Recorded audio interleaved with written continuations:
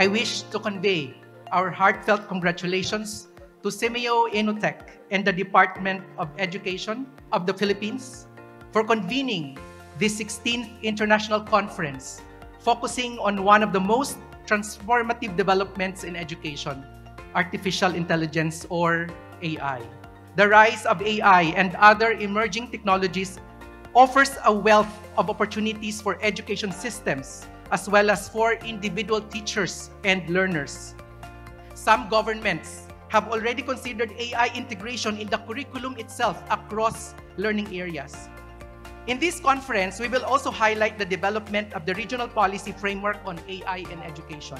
I look forward to our productive and meaningful discussions and the collaborative efforts that will emerge from this noteworthy conference, reflecting our optimism that we'll be able to put AI to optimal use in a way that will benefit our learners, our communities, and our society in a more equitable and sustainable way.